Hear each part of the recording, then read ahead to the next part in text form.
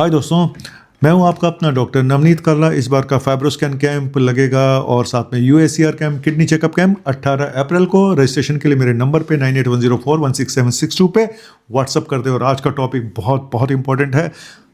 Ventilator पे patient है तो आपको कैसे पता चलेगा कि मेरा पेशेंट अब जाने वाला है? वेंटिलेटर पे रखने का कोई फ़ायदा नहीं है। तो ये कुछ साइन सिम्टम आपको बताऊंगा कि ये पेशेंट अब जाएगा, जल्दी जाएगा, 24 से 48 घंटे में भी चला जाएगा। तो भाई रख के क्या फ़ायदा, है ना? तो ये बताऊंगा। दूसरा, वेंटिलेटर का नाम सुनते ही ना लोगों को लगता है कि वेंटिलेटर का मतलब पेशेंट गया, है ना? और ये वेंटिलेटर पैसा कमाने की मशीन है। नो डाउट, कई जगहों पे पैसा कमाने की मशीन है, नो डाउट। कई बार पेशेंट इतनी सीरियस हालत में होते हैं जहाँ ब्रेन डेथ हो चुकी होती है, डॉक्टर बताते नहीं हैं और उस पर प्रोसीजर भी कर देते हैं। बोल देते हैं भाई आखिरी रास्ता यही है, इसका ऑपरेशन करना पड़ेगा, इसका ब्रेन हेमरेज है, हमें क्लॉट निकालना पड़ेगा, 1% के चांसेस हैं। या ये बोल देंगे कि भाई ब्लॉकेज है, एंजियोप्लास्टी करनी पड़ेगी, 1-2-5% का चांस है, जबकि पेशेंट ऑलमोस्ट जा चुका है। लेकिन आप उस समय इतने घबराए होते हो, आप कहते हो ठीक है सर, जो करना जल्दी करो, कर दिया जाता है और पेशेंट चला जाता है। लेकिन आपके बिल में 5-7 लाख रुपए ऐड हो जाते हैं। तो इसीलिए पता लगाना बहुत ज़रूरी है कि भाई मेरे पेशेंट की कंडीशन क्या है। ये आप जो बता रहे हो ये सब प्रोसीजर करने के लिए 2% चांस है, 4% चांस है, चांस तो लेना पड़ेगा भाई। इसीलिए बोलता हूँ सेकंड ओपिनियन बहुत ज़रूरी होती है। आपको अपने जान पहचान के डॉक्टर से सेकंड ओपिनियन जरूर लेनी चाहिए। लेकिन कई बार इमरजेंसी होती है जहाँ पर आपके पास टाइम भी नहीं होता और आप किसी को जानते भी नहीं है। चलिए पहले आपको बताता हूँ कि ये तो मैं बताऊंगा ये आपको कि वेंटिलेटर पे पेशेंट कितने दिन जिएगा, यानी उसका टाइम आ चुका है, वो जाने वाला है। इसके अलावा बताऊंगा कि कौन से पेशेंट वेंटिलेटर से बचते हैं, कौन से पेशेंट वेंटिलेटर पे नहीं बचते हैं। ये आपको पता होना चाहिए। वेंटिलेटर पे डालने से पहले डॉक्टर जब आपसे पूछता है तो आपको पता होना चाहिए मेरे पेशेंट की कंडीशन कैसी है। क्या सिर्फ पैसा कमाने के लिए वेंटिलेटर पर डाला जा रहा है या सचमुच उसकी जान बचाने के लिए? तो कहीं मत जाइएगा मेरे भाई। मैं अभी गया और अभी आया डॉक्टर नवनीत कल्ला आपका अपना। प्लीज़ सब्सक्राइब मेरा चैनल। इंग्लिश में बोला, हिंदी में बोला, जो भी बोला बंद करें आप।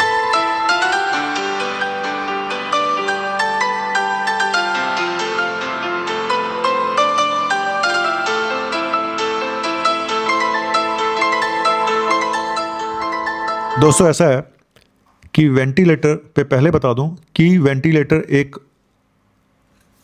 टेम्परेरी इलाज है, ये कोई परमानेंट इलाज नहीं है। जब फेफड़े काम करना बंद कर देते हैं तो फेफड़ों को सपोर्ट देने के लिए ये वेंटिलेटर लगाया जाता है। मैं आज पहले ये बता दूं कि कौन से पेशेंट बच जाते हैं और किन पेशेंट में इंडिकेशन है जहाँ पे पेशेंट के बचने के चांसेस ज़्यादा होते हैं, जहाँ अचानक प्रॉब्लम्स आती हैं। जैसे मैं एग्जांपल बताऊं, एक घर में आग लग गई और सारा धुआं उस बच्चों के फेफड़ों में चला गया, तो इन लोगों को वेंटिलेटर पर डाल के बचाया जा सकता है। दूसरा, कोई डूब गया, पानी भर गया, इसको बचाया जा सकता है। एक बंदा है जिसने गुस्से में आके नींद की दवाइयाँ खा ली, रेस्पिरेटरी डिप्रेशन हो गया, लंग्स प्रेशर आ गया, इसको बचाया जा सकता है वेंटिलेटर पे। हार्ट अटैक हो गया, कार्डियक अरेस्ट हो गया, इस पेशेंट को बचाया जा सकता है। सांस की प्रॉब्लम थी, अस्थमा था, अचानक अटैक इतना ज़्यादा पड़ा, इस पेशेंट को बचाया जा सकता है। सर्जरी होनी है, बाईपास सर्जरी होनी है, उस पर तो रेगुलर हम रखते ही हैं वेंटिलेटर पे, ठीक है। कुछ सर्जरी के बाद तो रखना ही पड़ता है, तो वो बच जाते हैं सारे पेशेंट। ऐसे सीओपीडी का पेशेंट है या कई बार लंग्स हार्ट वीक है, मसल वीक है, पानी भर गया, पेशेंट बच सकता है। तो ऐसा नहीं है कि सारे पेशेंट मर ही जाते हैं। तो ये लोगों की एक थोड़ी सी गलतफहमी है। और इसमें भी बताऊंगा कि क्या पेशेंट, मरे हुए पेशेंट को वेंटिलेटर पर रख के हॉस्पिटल पैसा कमाते हैं? ये भी लोगों को दिमाग में बहुत बड़ा एक सवाल पैदा होता है। कितना ठीक है, कितना गलत, अभी बताऊंगा। अब बताता हूँ वो पेशेंट जहाँ पे पेशेंट नहीं बचेगा इन बीमारियों में।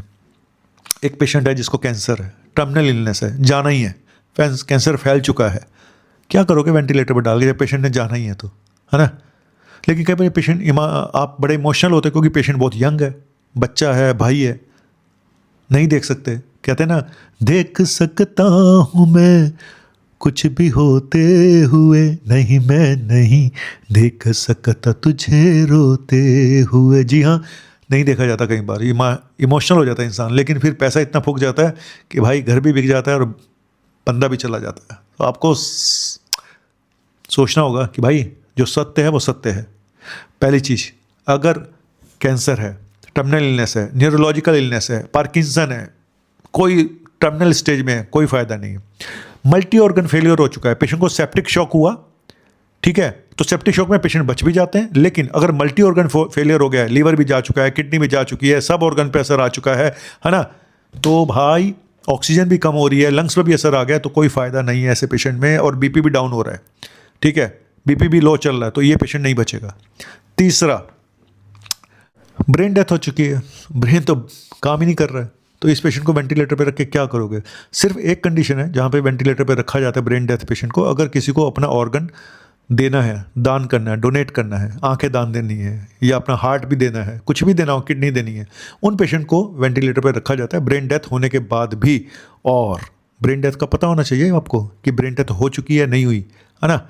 ज़्यादातर जो कंप्लेन आती हैं जो कि हमारा पेशेंट मर गया और वेंटिलेटर पे रखा हुआ, वो उन्हीं पेशेंट की होती हैं जहाँ पे ब्रेन डेथ हो चुकी होती है और पेशेंट को वेंटिलेटर पे रखा होता है, डॉक्टर बताते नहीं है कि ब्रेन डेथ हो गई है। तो ब्रेन डेथ के बारे में बाद में बताऊंगा कि ब्रेन डेथ कैसे पता लगाएं आप, ठीक है, कि ब्रेन ने काम करना बंद कर दिया, क्योंकि ब्रेन डेथ हो गई तो फिर पेशेंट में बचा क्या यार, कुछ भी नहीं बचा, है ना। 3 ही ऑर्गन है हमारे पास, ब्रेन, लंग्स और हार्ट, एक भी गया पेशेंट गया, बचेगा नहीं।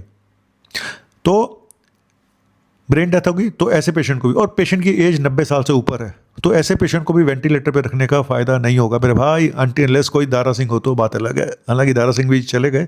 तो ये वो लोग हैं जहाँ पे पेशेंट को वेंटिलेटर पे रखने का फ़ायदा नहीं होता। लेकिन मेरा टॉपिक क्या था? मेरा टॉपिक ये था कि आपको कैसे पता चलेगा कि हमारा जो पेशेंट वेंटिलेटर पे, अब वो चंद घंटों का मेहमान है, 24 से 48 घंटे का मेहमान है। आपका पेशेंट कि ऑक्सीजन जो वेंटिलेटर पे है उसको दी जा रही है 100%, लेकिन आपका पेशेंट मेंटेन ही नहीं कर पा रहा है, उसकी 100% ऑक्सीजन देने के बाद भी 50%, 60%, 70% ऑक्सीजन चल रही है, पेशेंट बहुत सिक है, पेशेंट की कार्बन डाइऑक्साइड बहुत बढ़ी हुई है, पेशेंट बहुत सिक है। उसके अलावा पेशेंट का ब्लड प्रेशर डाउन होना शुरू हो गया है, हम बीपी मेंटेन करने की दवाइयाँ दे रहे हैं, उसके बाद भी बीपी मेंटेन नहीं हो रहा, ये पेशेंट जाएगा 24 से 48 घंटे में। पेशेंट का टेम्परेचर या तो बहुत ज़्यादा फीवर आना शुरू हो गया 104, 105 डिग्री, और कोई भी दवाई देने से फ़र्क नहीं पड़ रहा, ये पेशेंट जाएगा। पेशेंट ठंडा पड़ गया है, बहुत ठंडा पड़ गया है, टेम्परेचर बहुत लो हो गया है, ये पेशेंट जाएगा, बहुत जल्दी जाएगा। पेशेंट की हार्ट बीट बहुत स्लो हो गई है, ब्रैडिकार्डिया हो गया है, 40 हार्ट रेट बीट हो गई है, ये पेशेंट जाएगा मेरे भाई, ये पेशेंट बचेगा नहीं। और पेशेंट को यूरिन आना बंद हो गया है ना। अब डॉक्टर कह रहे हैं डायलिसिस कराओ, भाई बीपी वैसे नहीं है, तू डायलिसिस करके क्या उखाड़ लेगा भाई, तो ये बड़ा लफड़ा होता है। तो इस सबसे बड़ा सवाल ये है कि क्या आपका डॉक्टर आपको सही बता रहा है, मार्गदर्शन सही कर रहा है, क्या आपको सही बता रहा है कि भाई इस पेशेंट को घर ले जा। कितने ईमानदार डॉक्टर हैं जो ये बोलते होंगे भाई इस पेशेंट को घर ले जाओ, बोलते हैं, ऐसा नहीं है कि नहीं बोलते, कुछ डॉक्टर बोलते हैं। कई बार पेशेंट के अटेंडेंट इतने इमोशनल हो जाते हैं कि वो लेके जाना नहीं चाहते, ऐसा भी होता है, उल्टा भी होता है। और तो ठीक है। और कई लोग अब क्या होता है, घर में ही वेंटिलेटर पे एक आईसीयू बना लेते हैं, आजकल घर पे भी वेंटिलेटर पे लोग रखते हैं। तो जिनके पास पैसा है और जिनके पास टाइम नहीं है और जिनको लगता है बहुत लंबा पेशेंट खींचेगा, तो घर में ही आईसीयू बन जाता है आजकल, ठीक है, उसके बारे में फिर कभी बात करूँगा। तो ये मैंने बताया आपको, एक तो ये इंडिकेशंस हैं। और पेशेंट की अगर ब्रेन डेथ हो गई है तो भाई मैं पहले ही बोल चुका हूँ कि भाई इस पेशेंट को रखने का कोई फ़ायदा नहीं है।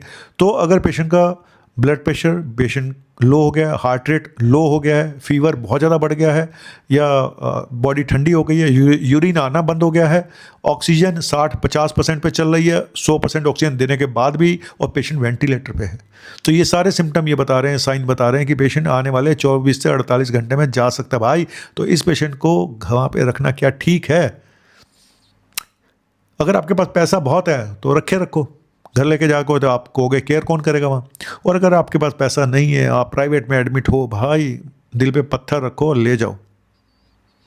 अगर आपका जान पहचान वाला डॉक्टर, आपका फिजिशियन, आपका नॉन टू, है ना, हर जान पहचान में कोई ना कोई डॉक्टर तो होता है ना सबके, चाहे वो घर का कोई सदस्य हो, रिश्तेदार हो, या अपना फैमिली डॉक्टर, उससे बात करो, वो आपके डॉक्टर से बात करेगा, है ना। डॉक्टर बात करते हैं, ऐसा नहीं है, लेकिन कोई बीच में होना तो चाहिए ना। तो इसीलिए सेकंड ओपिनियन की ज़रूरत बहुत अच्छी होती है कि आपको पता होना चाहिए, जब वेंटिलेटर पे डाल रहे हैं तो पेशेंट की कंडीशन डॉक्टर को आइडियली बता देनी चाहिए कि हम वेंटिलेटर पे डाल रहे हैं और कितने % चांसेस हैं इसके निकलने के। लेकिन ये जो परसेंटेज होती है ना, कई बार बहुत गलत बताई जाती है।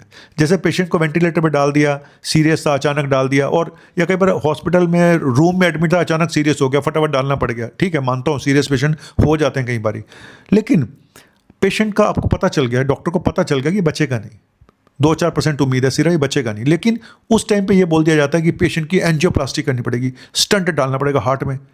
पेशेंट भी चला जाता है, हार्ट का स्टेंट डाल के 3-4 लाख रुपए का बिल और आ जाता है। या फिर बोल देंगे ब्रेन हेमरेज हो गया जी, हम ऑपरेट करेंगे, क्लॉट निकालेंगे, पेशेंट का बीपी नहीं मिल रहा है, तुम क्या क्लॉट में निकालोगे भाई, वो तो वैसे ही मरा पड़ा है। तो ये चीज़ है कि आप पेशेंट को कितना सही गाइड करते हैं, सबसे बड़ी बात यही है ना। तो वो सही कोई बता दे तो बात ठीक है, अदरवाइज़ वही बात है कि अगर बच्चा एडमिट है या आपका भाई एडमिट है, यंग है, तो बहुत मुश्किल होता है, बहुत मुश्किल होता है अपने सामने अपने से छोटे किसी को जाते हुए देखना। तभी मैं बोलता हूँ कि इंसान मजबूर होता है और इस मजबूरी में ही उसको सारे वो काम करने पड़ते हैं, चाहे उसको लोन लेना पड़े, सोना बेचना पड़े, ज़िंदगी भर की कमाई दांव पे लगानी पड़े। लेकिन कई जगहों पे लूट मची हुई है। मैंने बताया ना, वेंटिलेटर पे रखने के भी पैसे मिलते हैं भाई, कमीशन देते हैं डॉक्टर्स को। एक हॉस्पिटल का मैंने कल बताया था। और सबसे ताज्जुब की बात ये कि ऑडियंस में से एक ने व्हाट्सएप पे मुझे लिख के भेजा, सर इस हॉस्पिटल का ये नाम है, मुझे मालूम है। और उसने सही बोला था। मैंने कहा आउट ऑफ द वे आपने कैसे बता दिया? तो उसने कहा सर ये तो जगह जगह बात फैली हुई है, मतलब लोगों को भी पता चल गया है। तो ये बहुत ख़राब चीज़ें हैं, ये सामने आ रही हैं। तो मुझे तो किसी डॉक्टर ने ही बताया था कि ऐसा हो रहा है, तो मैंने कल अपने वीडियो में बताया था और ये इंस्टाग्राम पे वीडियो वायरल भी हुआ मेरा। तो मैं यही बोलूँगा कि जब आप इमोशनल होते हैं, मुश्किल में होते हैं, तो आपको वो सब करना पड़ता है जिसके करने के हालात आप में नहीं होते। तो इसीलिए गाना फिर गाऊंगा और उन डॉक्टर्स को भी सुनना चाहिए गाना जो अपने दिल पे पत्थर रख लेते हैं। सब नहीं, कुछ। देख सकता हूँ मैं कुछ भी होते हुए, नहीं मैं नहीं देख सकता तुझे रोते हुए, नहीं मैं नहीं देख सकता तुझे रोते हुए। कैसे रोते हुए देख लोगे यार अपने बच्चे को, अपने भाई को, अपनी बहन को, अपनी बेटी को, इवन अपने माँ बाप को जिनकी एज ज़्यादा नहीं है। एक बंदा होता है जिसने अपनी उम्र जी ली है, 80 साल का है, 85 साल का, आप कहते हैं चलो कोई बात नहीं, इन्होंने अपनी उम्र जी ली है। लेकिन जिन्होंने अपनी उम्र जी नहीं है, समय से पहले ही जा रहे हैं, उनका सोच के बहुत दुख होता है, बहुत पत्थर रखने पड़ते हैं दिल पे भाई। इतना आसान नहीं होता, कहना बहुत आसान होता है। थैंक यू वेरी मच, शुक्रिया, बाय बाय।